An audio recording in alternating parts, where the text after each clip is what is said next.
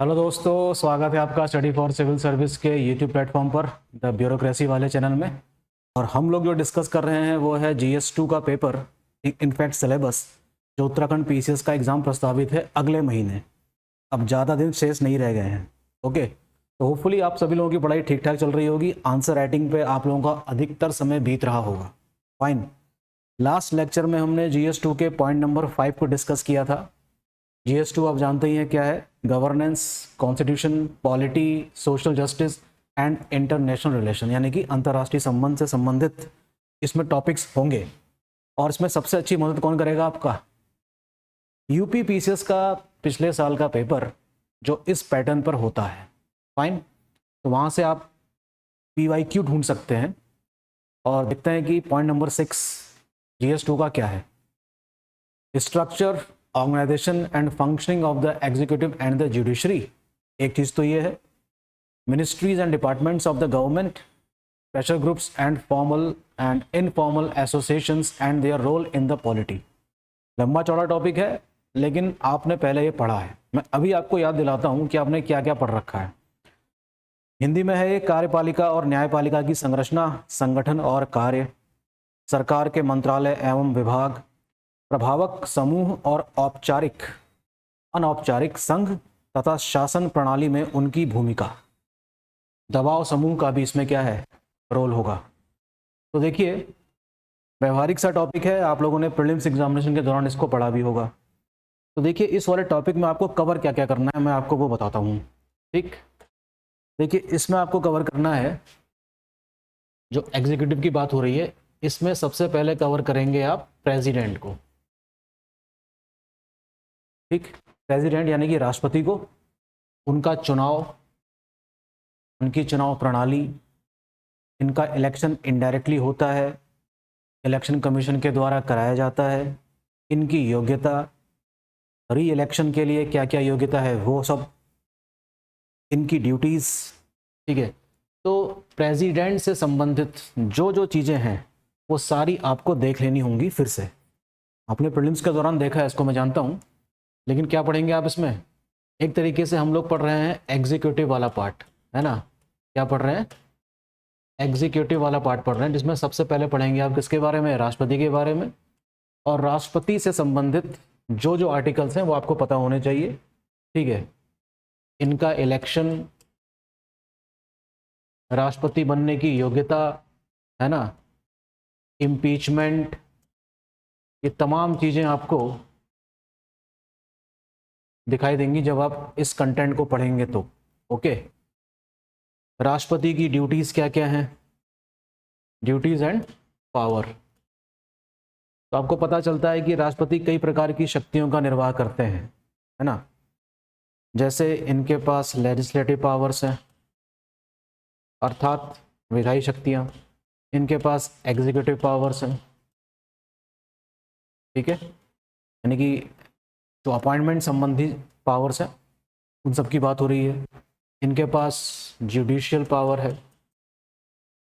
ये सारी बातें आपने पढ़ी है ना पहले, वही सब चीज़ों को रिवाइज करना है। ठीक, इमरजेंसी प्रोविजंस की जो पावर है वे है इनके पास। और हम देखेंगे कि किस प्रकार से 44th अमेंडमेंट एक्ट के द्वारा president is bound to the advice of the council of minister while making emergency. ये सारी बातें भी इसमें जोड़कर देख लेनी चाहिए हमको। डिप्लोमेटिक पावर्स हैं।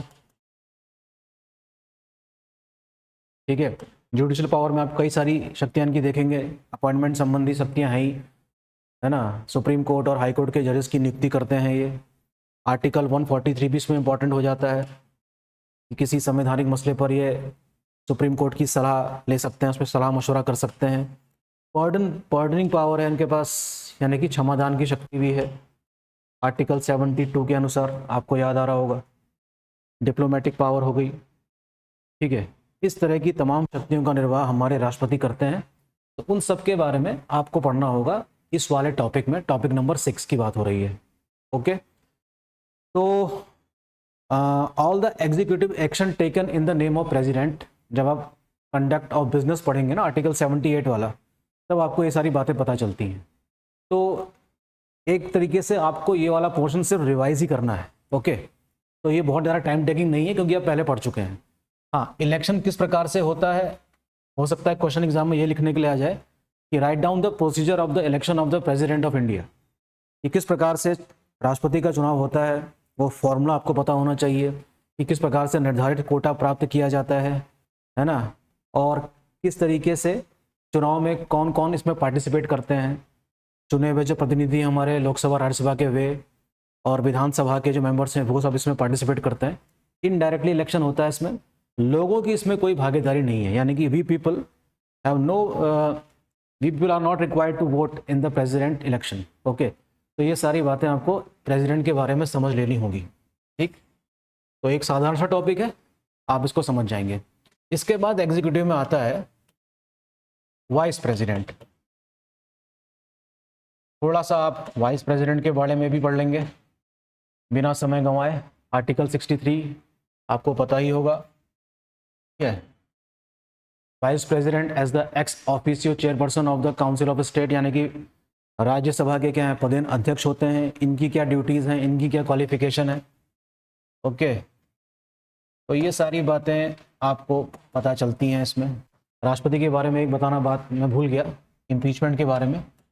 हो सकता है 50 वर्ड्स में या 100 वर्ड्स में इम्पीचमेंट की प्रोसीजर ही आ जाए, ठीक है। तो आपको सही ढंग से आंसर लिखना होगा कि इम्पीचमेंट की प्रोसीजर स्टार्ट कैसे होती है और कैसे राष्ट्रपति अपना पक्ष रख सकते हैं। ये सारी बातें आपको पता चलेंगी जब आप पढ़ते हैं। तो वाइस प्रेसिडेंट की ड्यूटीज़, वाइस प्रेसिडेंट की क्वालिफिकेशन, किस प्रकार से जब राष्ट्रपति का पद रिक्त होता है उस केस में वाइस प्रेसिडेंट राष्ट्रपति की भूमिका निभा रहा होता है, ये सारी बातें आपको पता चलती हैं जब आप वाइस प्रेसिडेंट के बारे में पढ़ते हैं। तो इसमें कोई भी दिक्कत नहीं आएगी आपको पढ़ने में, सीधी सीधे शब्दों में लिखा रहता है और सीधी सीधी बातें इसमें समझ में आ जाती हैं।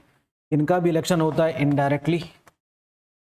इनका भी इलेक्शन कैसा होता है, इनडायरेक्टली होता है। इनडायरेक्टली का मतलब यहाँ पर क्या है, इनडायरेक्टली का मतलब ये है कि लोग इसमें हिस्सा नहीं लेंगे, यानी कि हम लोग जाकर वोट नहीं करते हैं। तो ये सब बातें पता चलती हैं आपको। तो बहुत ज़्यादा आपको इसमें पढ़ने की ज़रूरत नहीं है वाइस प्रेसिडेंट में, ये सारी बात आपको एक ही बार में समझ में आ जाएगी, ठीक है।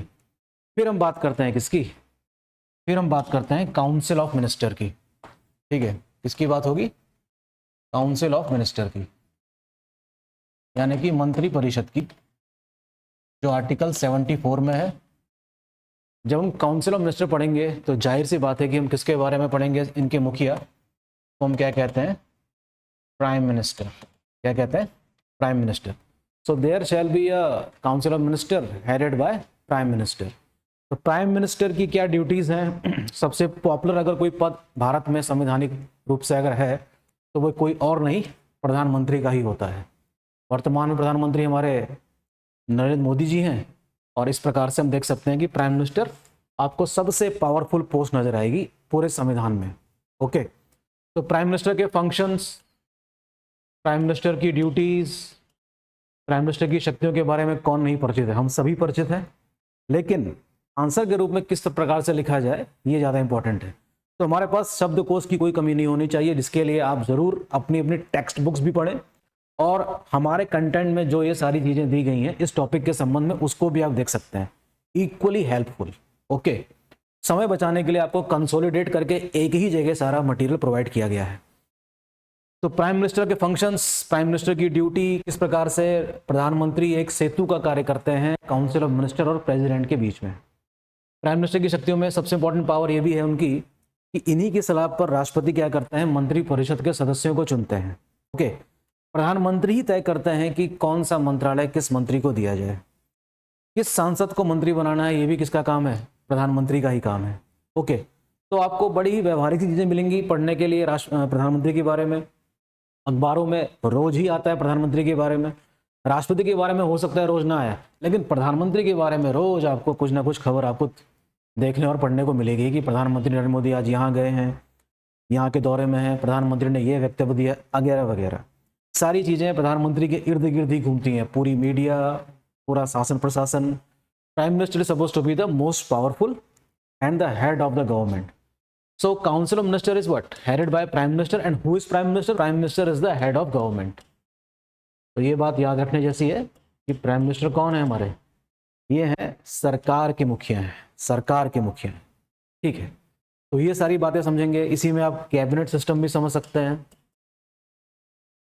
कैबिनेट समझ सकते हैं, किचन कैबिनेट का कॉन्सेप्ट भी आपको देखने को मिल सकता है यहाँ पे, वो सब क्या क्या होते हैं। इसी प्रकार से साथ साथ आप उप प्रधानमंत्री यानी कि डेप्यूटी प्राइम मिनिस्टर के बारे में भी पढ़ सकते हैं। हालांकि उनका उल्लेख किसी आर्टिकल में नहीं है, लेकिन कभी कभी ऐसे पद कुछ लोगों को दिए गए हैं, जैसे कि देवीलाल थे और लाल कृष्ण आडवाणी थे। इस प्रकार से डेप्यूटी प्राइम मिनिस्टर के पद में भी कुछ व्यक्ति रह चुके हैं। अब तो ट्रेंड बन चुका है स्टेट लेवल पर उप मुख्यमंत्रियों का। उत्तर प्रदेश में तो 2 उप मुख्यमंत्री भी हैं, है ना। तो ऐसी भी चीज़ें आजकल हम अपनी गवर्नमेंट में देखने को हमको मिल रही है। ओके, यहाँ तक आपको बात समझ में आ जाएगी। और इसके बाद हम पहुँच जाते हैं पार्लियामेंट वाले केस में, जो कि हमने लास्ट लेक्चर में डिस्कस किया था। तो इसको तो अभी यहाँ डिस्कस करने की आवश्यकता है नहीं। जो शुरू होता है, मैं फिर से याद दिला दूँ आपको, आर्टिकल 79 से लेकर 123 के बीच में जो लेजिस्लेटिव प्रोसीजर है वो पार्लियामेंट के अंतर्गत रखा गया है, ठीक है। जिसमें लोकसभा, राज्यसभा, किस प्रकार से हमारा पार्लियामेंट फंक्शन करता है, वो सारी चीज़ें, मनी बिल, फाइनेंस बिल, और सदस्यों की जो प्रिविलेजेस हैं यानी कि विशेष अधिकार हैं, वे सब, लोकसभा के स्पीकर, तमाम ऐसी चीज़ें हैं जो आपको पढ़ने को मिलेंगी इस वाले आर्टिकल्स के अंदर, ठीक है।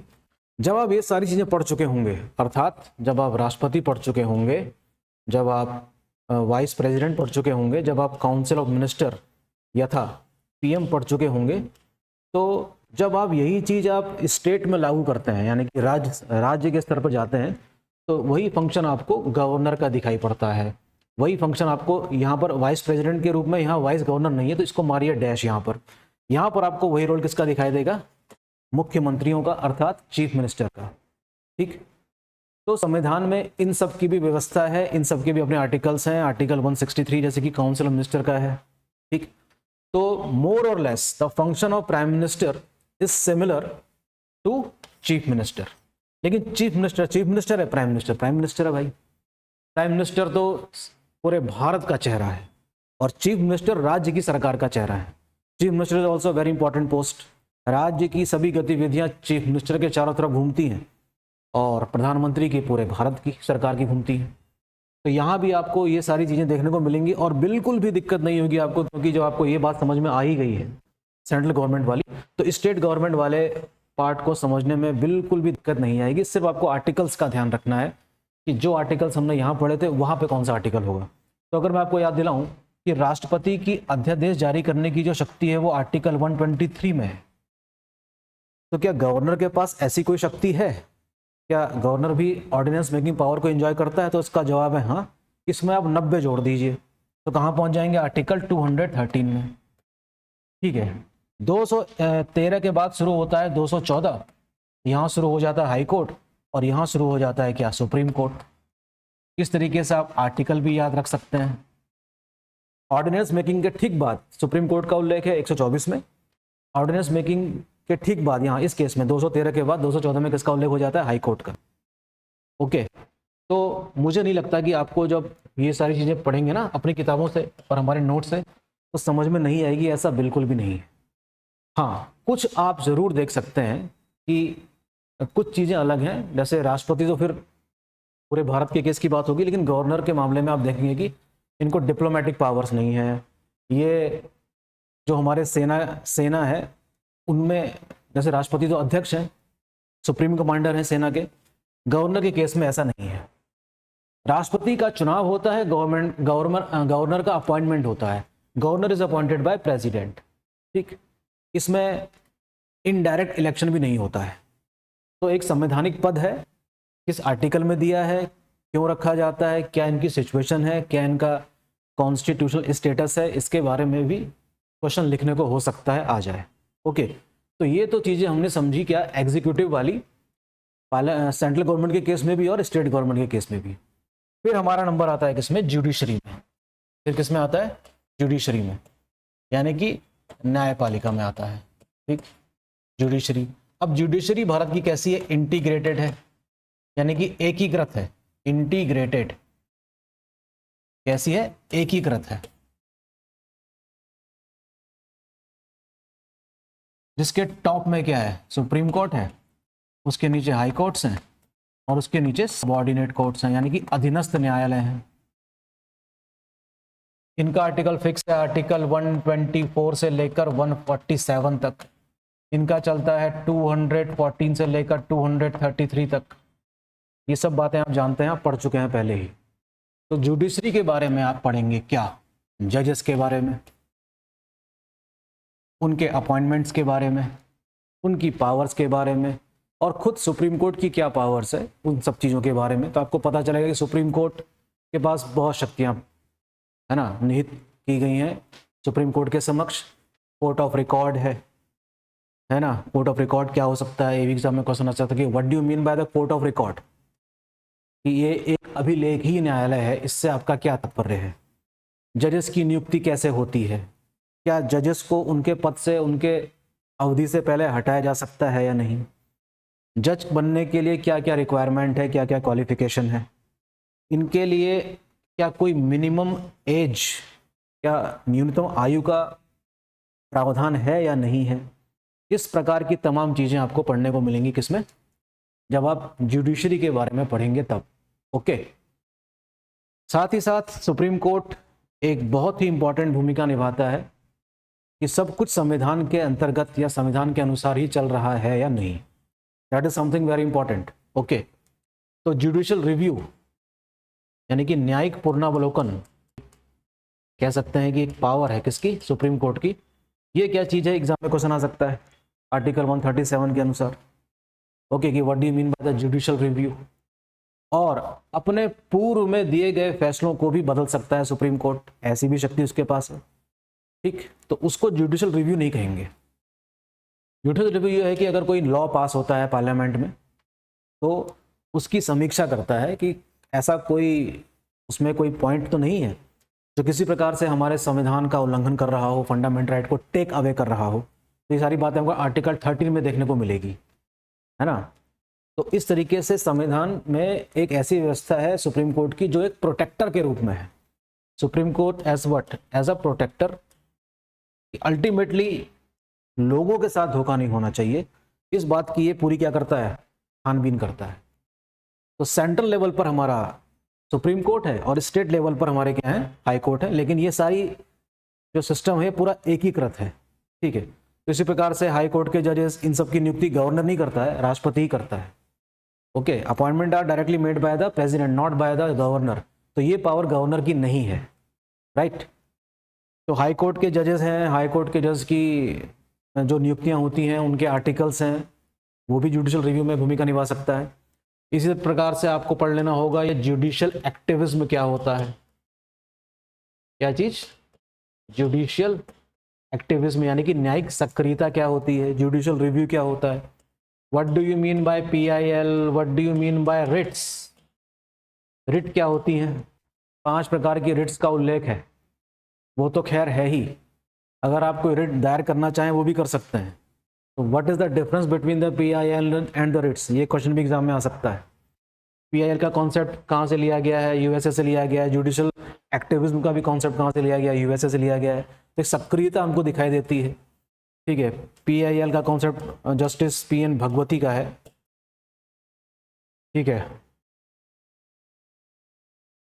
इस प्रकार से जुडिशरी की एक अपनी सक्रिय भूमिका है और किस प्रकार से वो चीज़ों को सुनिश्चित करती है लोगों के हितों में, ये देखने जैसा है। और ऐसा करने पर हम देखते हैं कि एग्जीक्यूटिव और जुडिशरी का टकराव नजर आता है। कई मामलों में क्या देखने को मिलता है? टकराव देखने को मिलता है। तो वो भी व्यवहारिक सी चीज़ें आपको देखना चाहिए, उसको अखबारों में आता रहता है। ठीक है। इन सबको पढ़ने के बाद आप पहुंचते हैं कहाँ पर? कुछ और चीज़ों पर, जैसे कि प्रेशर ग्रुप से आप क्या समझते हैं, है ना। What do you mean by pressure group, अर्थात दबाव समूह क्या होता है, कितने प्रकार के दबाव समूह होते हैं, विद एग्जाम्पल समझाइए। तो आपने नाम सुना होगा, एसोचैम का नाम सुना होगा, ठीक है, फिक्की का नाम सुना होगा। ऐसे कई सारे और संगठन हैं जो सरकार पर दबाव लगाते हैं अपने हितों की रक्षा के लिए, और कुछ क्या करने की कोशिश करते हैं कि ऐसा लॉ पास किया जाए जो इनके हितों की रक्षा कर रहा हो, कॉमर्स के क्षेत्र में कर रहा हो। फिक्की का रोल देख सकते हैं। तो इसको भी पढ़ेंगे आप। यहाँ से भी एक क्वेश्चन बनने की संभावना रहती है कि what do you mean by pressure groups, write down it's evolution, किस प्रकार से इसका उदय होता है। ठीक, तो ये सारे पॉइंट्स आपको कवर करने होंगे पॉइंट नंबर 6 में GS2 के। ओके, तो प्लीज़ इस लेक्चर को सुनते ही आप कम से कम 2-3 घंटे का टाइम निकालिए और इन सबको एक रीडिंग में समेटने की कोशिश कीजिए। मुझे नहीं लगता कि एक रीडिंग में ये बात समझ में नहीं आएगी। ठीक, PYQ देखिएगा, प्रीवियस ईयर के क्वेश्चंस यूपीएससी में भी इसी वाले पैटर्न से क्वेश्चन आते हैं कि examine the role of the judiciary. ठीक है, हाँ, NJAC यानी कि नेशनल जुडिशियल अपॉइंटमेंट कमीशन क्या चीज़ थी, क्यों इसको स्ट्राइक ऑफ कर दिया गया सुप्रीम कोर्ट के द्वारा, और कॉलेजियम सिस्टम क्या होता है, समथिंग लाइक दैट। ओके, तो साफ साफ शब्दों में आपको सारी चीज़ें समझ में आ जाएंगी। पढ़ते समय थोड़ा ध्यान देने की जरूरत यह है कि इन सब से रिलेटेड कौन कौन से आर्टिकल्स हैं। आंसर लिखने के दौरान अगर आप आर्टिकल्स भी ब्रैकेट में लिख दे रहे हैं तो यकीन मान के चलिए कि आपका आंसर में थोड़ा वजन आ जाता है। ओके, तो ये रहा पॉइंट नंबर 6 GS2 का। प्लीज़ इसको पढ़िए, अपने स्तर से पढ़िए और समझने की कोशिश कीजिए। मिलते हैं नेक्स्ट लेक्चर में और खूब प्रैक्टिस करिए आंसर लिखने की। Thank you.